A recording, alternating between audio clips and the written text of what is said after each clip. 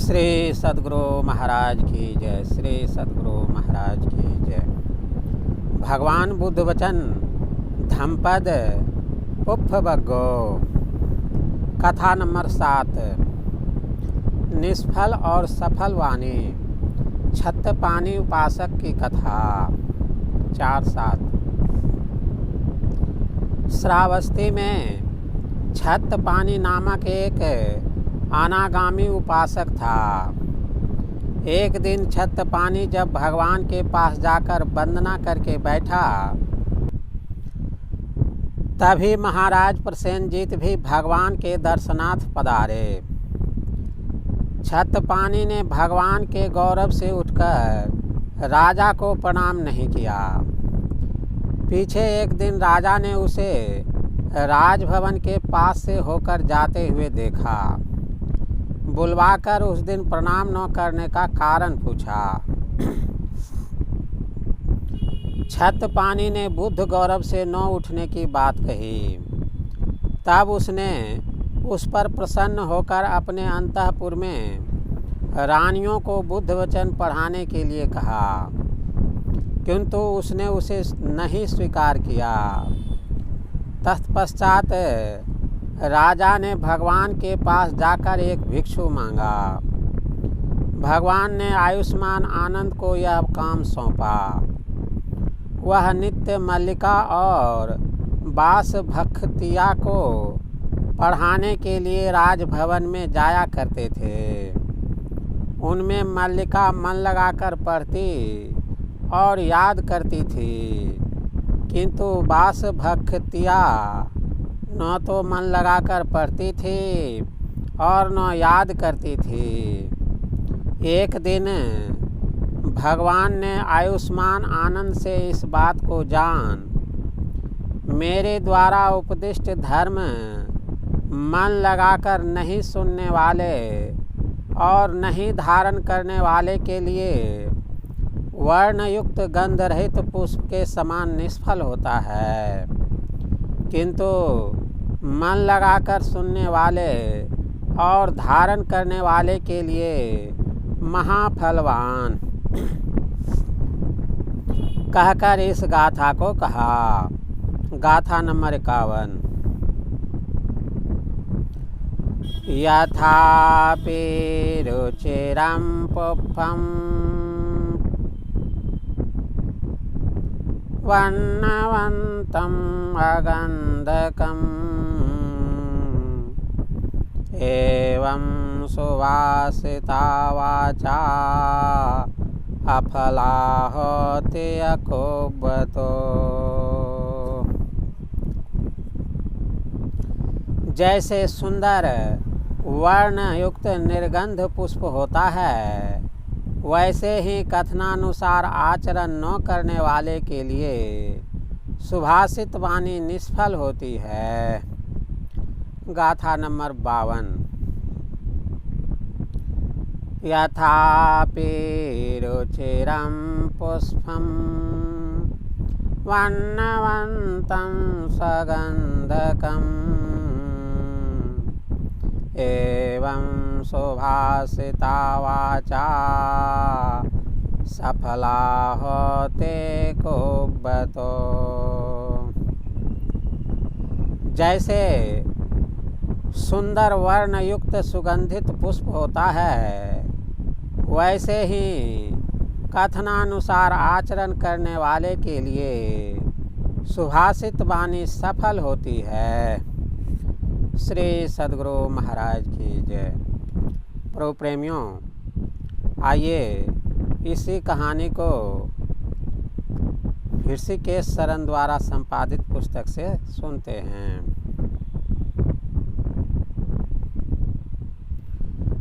कौन फूल उपयोगी है? छत्तपानी उपासक की कथा। स्थान जेतवन श्रावस्ती। श्रावस्ती में छत्तपानी नाम का एक उपासक रहता था। वह त्रिपिटक का ज्ञाता था तथा अनागामी भी था। किसी दिन वह शास्ता का धर्म प्रवचन सुनने पहुंचा। वह शास्ता के सामने गया, सादर प्रणाम किया और फिर एक तरफ बैठ गया। थोड़ी देर बाद राजा प्रसेनजीत भी तथागत की पूजा आराधना और धर्म प्रवचन के लिए आया। छत्रपाणि वहीं बैठा हुआ था। उसने सोचा, इस समय बौद्ध विहार में राजा के आगमन पर उठकर उसका सत्कार करना उचित है या नहीं। फिर उसने सोचा, इस समय संसार में जो सर्वश्रेष्ठ हैं, मैं उनके सन्मुख बैठा हूँ। राजा का स्तर तो उससे नीचे होता है। अतः जो सर्वश्रेष्ठ बुद्ध हैं, उनके सामने अगर राजा का सत्कार करने के लिए खड़ा होता हूँ तो निश्चय ही यह शास्ता का अपमान होगा। इसके विपरीत अगर राजा के सम्मान में खड़ा नहीं होता हूँ तो राजा नाराज होगा। राजा नाराज होता है तो होए, मैं शास्ता की तुलना में उसे अधिक सम्मान नहीं दूंगा। अतः मैं अपने आसन से नहीं उठूंगा। ऐसा विचार कर वह अपने आसन से नहीं उठा। बुद्धिमान और समझदार लोग बड़े बुजुर्गों एवं श्रेष्ठ लोगों के सामने सम्मानित नहीं किए जाने पर नाराज नहीं होते, परंतु राजा इस प्रकृति का नहीं था। छत्रपाणि से प्रणाम और उचित सम्मान न पाकर वह मन ही मन क्रोधित हो गया और शास्ता को प्रणाम कर एक तरफ बैठ गया। शाक्य मुनि सर्वज्ञानी थे। उन्होंने राजा के हाव भाव से उनका मनोभाव पकड़ लिया। अतः उसका गुस्सा शांत करने के लिए उन्होंने छत्रपाणि के गुणों का बखान किया। इससे राजा का क्रोध कुछ हद तक शांत हो गया। कुछ दिनों बाद राजा ने एक दिन छत्रपाणि उपासक को अपने महल के सामने से भोजन के बाद छाता ताने हुए तथा जूता पहने हुए जाते देखा। उसने अपने सिपाहियों को भेजकर उसे बुलाने के लिए कहा। छत्रपाणि ने राजा के निकट पहुंचकर छाता और जूता एक तरफ रख दिया और उन्हें प्रणाम कर खड़ा हो गया। राजा ने व्यंग करते हुए कहा, क्यों जी उपासक, जूता और छाता अलग क्यों रख दिया? राजा से मिलने आ रहा हूँ, अतः उनके सम्मान में। तो तुम्हें आज समझ में आ रहा है कि मैं राजा हूँ। नहीं राजन, मैं तो सदैव ध्यान रखता हूँ कि आप राजा हैं। अगर ऐसी बात थी तो उस दिन शास्ता के सामने तुम बैठे क्यों रहे? उस दिन तुम मेरे सम्मान में खड़े क्यों नहीं हुए? राजन, उस दिन मैं संसार में सर्वश्रेष्ठ के आगे बैठा हुआ था। अगर प्रदेश के राजा के सम्मान पर मैं उठ खड़ा होता तो संसार के राजा का अपमान होता। यह सोचकर मैं अपने आसन से नहीं उठा।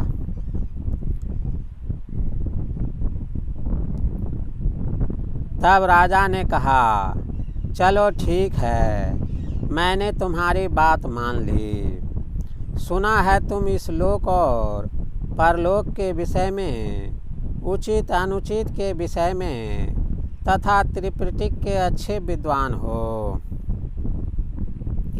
कृपया अंतःपुर में आकर रानी को धर्म कथा सुनाया करो। नहीं राजन, ऐसा नहीं हो सकेगा।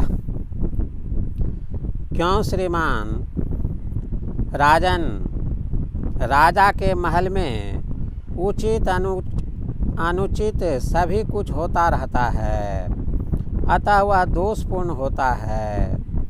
क्या ऐसी बात तो नहीं कि उस दिन की सत्कार वाली घटना को याद किए हुए हो? नहीं श्रीमान, ऐसी बात नहीं है। गृहस्थों का राजा के अंतःपुर में जाना उचित नहीं है। उनसे कोई अनुचित कार्य हो सकता है। अतः उचित यही होगा कि आप किसी भिक्षु को अंतःपुर में आने के लिए आमंत्रित कर लीजिए और उससे धर्म कथा सुनवा लीजिए। ठीक है, तुम जा सकते हो, राजा ने कहा। उसे विदा कर राजा शास्ता के पास गया और उनसे आग्रह किया, भंते, रानी मल्लिका देवी एवं उनकी पतोहू बास भक्तिया आपसे धर्म प्रवचन सुनना चाहती हैं। अतः अच्छा होता कि आप प्रतिदिन भिक्षु संघ के साथ मेरे राजमहल में आते और धर्म कथा सुनाते। तब शाक्य मुनि ने राजा को समझाया, राजन, बुद्ध कहीं भी बंध कर धर्म प्रवचन नहीं किया करते, इसलिए मेरे लिए संभव नहीं होगा कि प्रतिदिन तुम्हारे यहाँ जाकर धर्म प्रवचन किया करूँ।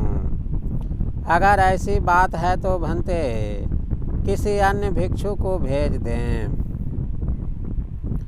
तब शास्ता ने आनंद स्थिविर को यह कार्य सौंपा। वे प्रतिदिन अंतःपुर में जाकर धर्म कथा सुनाने लगे। उन दोनों श्रोताओं में मल्लिका देवी बहुत ही श्रद्धा से कथा सुनती थी। वह किसी भी कथा को सावधानी से सुन तुरंत ही हृदयंगम कर लेती थी। पर बास भक्तिया न तो सावधानी से सुनती थी और न मन लगाती थी, अतः वह कुछ भी हृदयंगम नहीं कर पाई। एक दिन तथागत ने आनंद भंते से पूछा, क्या उपासिकाएं रानी और उनकी पतोहू मन से धर्म ज्ञान प्राप्त कर रही हैं? तब आनंद ने बताया, रानी मल्लिका तो श्रद्धा से धर्म श्रवण कर रही है, पर उसकी पतोहू कथा में मन नहीं लगाती है। यह सुन शास्ता ने ये गाथाएं कही।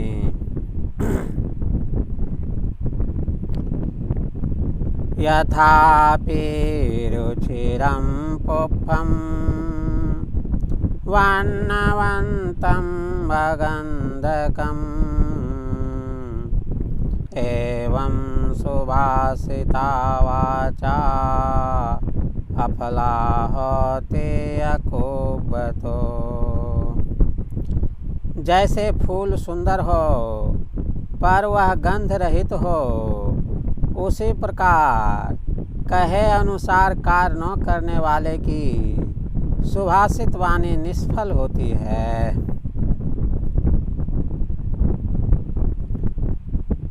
यथापि रुचिरं पुष्पं वर्णवन्तं सगन्धकम् एवं सुभाषिता वाचा सफला होते कुबतो। जैसे फूल सुंदर हो और उसमें गंध भी हो, उसी प्रकार कहे अनुसार कार्य करने वाले की सुभाषित वाणी सफल होती है। श्री सद्गुरु महाराज की जय। प्रभु प्रेमियों, आप लोगों की जानकारी के लिए बता दूं कि भगवान बुद्ध वचन धम्मपद नामक इस पुस्तक को आप लोग सत्संग ध्यान स्टोर से ऑनलाइन मंगा सकते हैं। आइए इसी कहानी को श्रीमान ताराराम जी द्वारा संपादित ग्रंथ से सुनते हैं। निष्फल और सफल वाणी। छत्रपाणि उपासक की कथा। स्थान सावत्थी।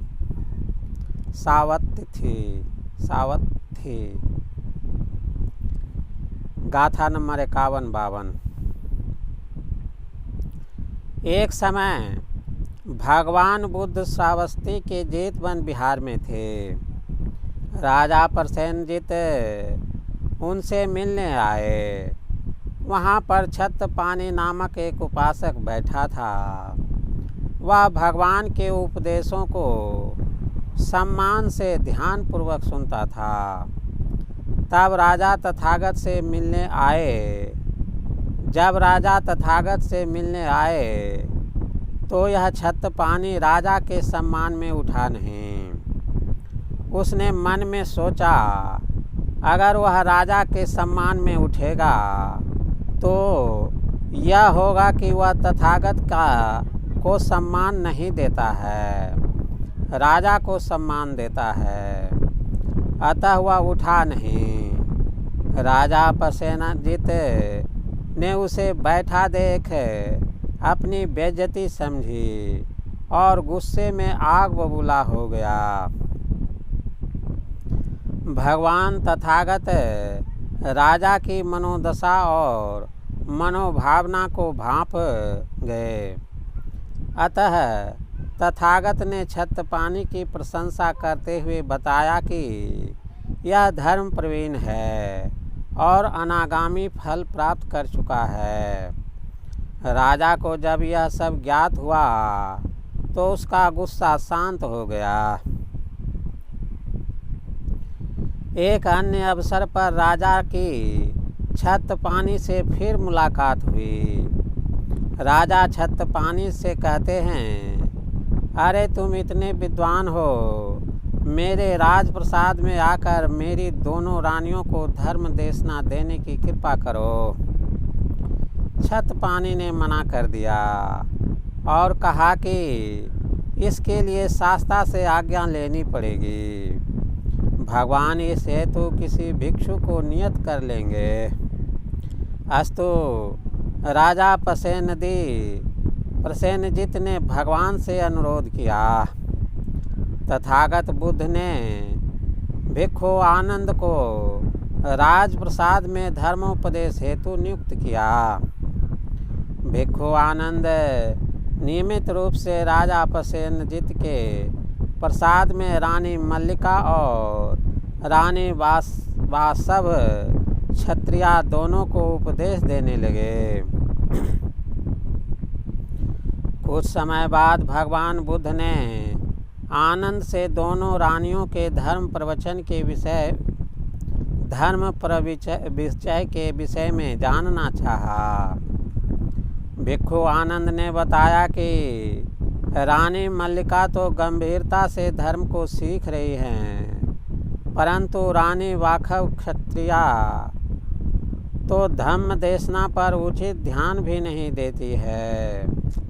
ऐसा सुनने पर तथागत ने कहा, धम्म तो उन्हीं लोगों के लिए कल्याणकारी है जो उसे गंभीरता से ग्रहण करते हैं, पूरे आदर और अवधान से धारण करते हैं। जो लोग धर्म ग्रंथों को यांत्रिक रूप से पढ़ते हैं वे किताबी कीड़ों से कम नहीं हैं। उनके पल्ले कुछ पढ़ने का नहीं है। वे ऐसे फूल की तरह होते हैं जो देखने में तो सुंदर लगता है, परंतु उसमें सुगंध बिल्कुल नहीं होती है। तथागत बोले, मेरे द्वारा उपदिष्ट धर्म मन लगाकर नहीं सुनने वाले और नहीं धारण करने वाले के लिए यह धर्म वर्णयुक्त गंध रहित पुष्प के समान निष्फल होता है, किंतु मन लगाकर सुनने वाले और धारण करने वाले के लिए ये महाफलवान होते हैं। उन्होंने इस बात पर जोर दिया कि उनके धर्म की शिक्षाओं की व्याख्या मात्र ही धर्म नहीं है, उसका अभ्यास करना चाहिए और दूसरों को भी उस मार्ग हेतु अग्रेसित करना चाहिए। उनका प्रत्येक शब्द अभ्यास में निखरता है। हमारी वाणी और कर्म में कोई दोगलापन नहीं होना चाहिए। जिस प्रकार सुंदर रंग बिरंगा किंतु गंधहीन फूल व्यर्थ होता है, उसी प्रकार कथनानुकूल कार्य नहीं करने वाले व्यक्ति के कहे हुए वाक्य व्यर्थ होते हैं। परंतु जिस प्रकार सुंदर रंग बिरंगा सुगंधित फूल सार्थक होता है, वैसे ही कथनानुकूल कार्य करने वाले व्यक्ति के भली भांति कहे हुए वाक्य भी सफल होते हैं। इस प्रकार उन्होंने कथनी और करनी की एकता पर बल दिया और अंत में ये गाथाएं कहीं। गाथा नंबर 51। यथापि रुचिरं पुष्पं वर्णवन्तम् अगन्धकम् एवं सुभाषिता वाचा अफला होते अकोबतो। जैसे सुंदर वर्णयुक्त निर्गंध पुष्प होता है, वैसे ही कथनानुसार आचरण न करने वाले के लिए भी सुभाषित वाणी निष्फल होती है। गाथा नंबर 52। यथापि रुचिरं पुष्पं वर्णवन्तं सुगन्धकम् एवं सुभाषिता वाचा सफला होते सकोबतो। जैसे सुंदर वर्णयुक्त सुगंधित पुष्प होता है, वैसे ही कथनानुसार आचरण करने वाले के लिए सुभाषित वाणी सफल होती है। शब्दार्थ: अगंधकम बराबर गंध रहित, अकुब्बतो बराबर कुछ न करते हुए, सगंधकम बराबर सुगंधि युक्त। श्री सद्गुरु महाराज की जय। प्रभु प्रेमियों, आप लोग इस चैनल को सब्सक्राइब कर लें और कमेंट करके बतावें कि यह कहानी आपको कैसा लगा। श्री सद्गुरु महाराज की जय।